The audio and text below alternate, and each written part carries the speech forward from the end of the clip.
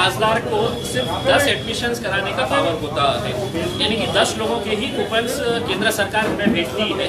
उसमें से आप जिस किसी को चाहे वो एडमिशन करा सकते हैं, जिस किसी को चाहे आप वो एडमिशन करा सकते हैं। एक सवाल ये है कि बहुत गरीब के लोग जो होते हैं वो ये समझते हैं कि चलिए भाई मैंने है तो दिया हुआ, मेरा एडमिशन हो जाएगा करके। अब वो एडमिशन कैसा होना चाहिए, या तो हमने अपने रिकमेंडेशन खुद अपना तय करना कि ये मेरे करीब का है, ये मेरे करीब का है, ये मेरे करीब का है, और उसको हमने अलॉट कर देना, या हर पेरेंट जो ज़रूरतमंद है, जो अपने बच्चे को पढ़ाना चाहता है, उसका ख्याल रखते हुए हमने ये तय किया था कि हम जितने भी रजिस्ट्रेशन आएंगे, मेरे हिसाब से तकरीबन 170 लोगों ने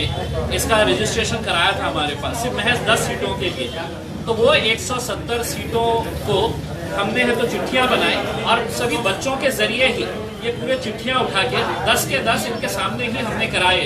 हैं, ताकि इसके अंदर एक ट्रांसपेरेंसी रहे और पेरेंट्स को भी ऐसा ना लगे कि मैंने दिया था, मेरा नहीं हुआ, इसका हो गया, उसका हो गया है। तो इनके सामने ही सभी चिट्ठियां लाई गई है, उनके सामने ही ये पूरा प्रोसीजर एक ट्रांसपेरेंसी के जरिए किया गया। सर एक सवाल ये है कि जैसे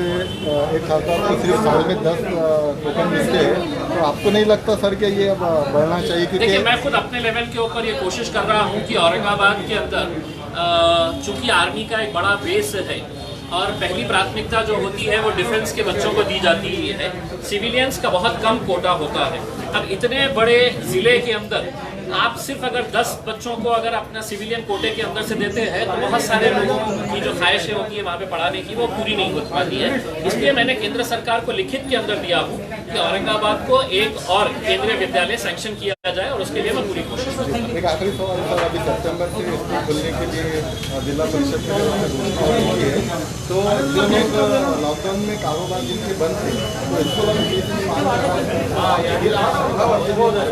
देखिए, मैंने ऑलरेडी तो राज्य सरकार की मीटिंग के अंदर ये बात करी थी कि बहुत सारे स्कूल्स और कॉलेजेस का ये मसला आ रहा है कि जो 4 महीने स्कूल नहीं थे, बसेस नहीं चल रही थी, वहाँ पे दूसरे उनके कोई एक्टिविटीज़ नहीं चल रही थी, उसके बावजूद भी जो बच्चों से फीस मांगी जा रही है, तो ये थोड़ा सा नाइंसाफ़ी है क्योंकि अभी हर कोई परेशान है। तो उसमें क्या रियायत देनी चाहिए, इस बारे में सरकार ने कहा कि हम विचार करके इसके ऊपर फैसला करेंगे। अब वो फैसले का इंतजार हमको भी है कि वो क्या रियायत, स्कूल को भी तकलीफ ना हो और पेरेंट्स को भी तकलीफ ना हो। ये जो प्रक्रिया है, ये प्रक्रिया के जरिए 10 लोग कौन है जिसकी किस्मत में ये आता है। एक बात मैं साफ तरीके से बताना चाहूंगा कि ये जो लकी ड्रॉ का हमने सिस्टम अपनाया है, ये शायद दूसरी जगह पर होता नहीं है। मैंने जब ये बताया लोगों को कि मैं लकी ड्रॉ के जरिए करना चाह रहा हूँ, कई लोगों ने मुझे ये कहा कि साहब हमें बहुत ज्यादा जरूरत है, हमारा एक बच्चे का कर दीजिएगा। लेकिन मैं ये समझता हूँ कि मेरे पास जितने भी लोगों ने रजिस्ट्रेशन कराए हैं वो सभी लोग जरूरतमंद है। अब सिर्फ किसकी किस्मत में आता है, यहाँ पे लीजिए, हेलो,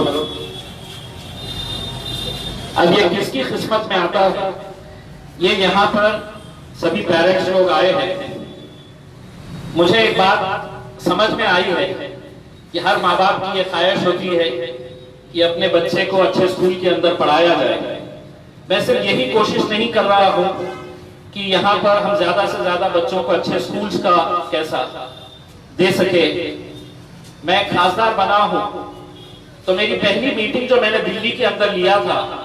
मैंने एजुकेशन मिनिस्टर को ये कहा था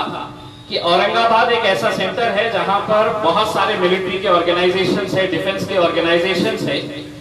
तो यहाँ पर सिर्फ एक केंद्रीय विद्यालय नहीं चलेगा, आप एक और केंद्रीय विद्यालय औरंगाबाद को अलॉट करिएगा, सैंक्शन करिएगा। मैं मेरी तरफ से पूरी कोशिश करूंगा। मुझे मालूम है कि यहाँ पर आने वाले बहुत सारे लोग नाराज होकर जाएंगे, मायूस होकर जाएंगे, लेकिन इससे ज्यादा ट्रांसपेरेंट सिस्टम में रख नहीं सकता था। मेरे जो पार्टी के पदाधिकारी है, कार्यकर्ता है, औरंगाबाद शहर के बड़े बड़े जो ऑफिसर्स हैं, उन लोगों ने अपने अपने रिकमेंडेशन मुझे भेजे हैं। आपको हैरानी होगी कि अभी मैं यहां से निकल रहा था तो 2 आमदारों के मुझे फोन आए हैं और उन्होंने ये कहा है कि हमारा एक कैंडिडेट है, उसकी चिट्ठी कम से कम उठा दीजिएगा। मैं बोला आप कोई भी रहे, चिट्ठी उठेंगी तो इन बच्चों के हाथों से ही उठेगी और जिसकी किस्मत में आएगा वो अब अपना अपना नसीब है। तो मैं आप लोगों से सिर्फ हाथ जोड़कर यही विनती करना चाहूंगा कि जो लोगों को मिलेगा उनको तो मैं मुबारकबाद देता हूं, लेकिन जो नहीं मिलेगा वो हिम्मत नहीं हारे, कोशिश करते रहे और आगे चलकर दूसरी जगह के ऊपर किसी दूसरे स्कूल के अंदर ये केंद्रीय विद्यालय के अंदर इसलिए है तो लोग कोशिश करते हैं कि यहाँ पर कम पैसे लगते हैं, पैसा बिल्कुल नहीं लिखे हुए हैं और वो नंबर्स की लिस्ट यहाँ पर है। वो लिस्ट के हिसाब से मैं जैसे ही नंबर पढ़ूंगा वो लिस्ट आप लोग अपने पास में से, अगर कोई यहाँ पर महिला है वो लिस्ट अपने हाथ में रखे और वो डिक्लेयर करे। आइए कोई एक मैडम आप इधर आ जाइए, कोई एक मैडम इधर आइए।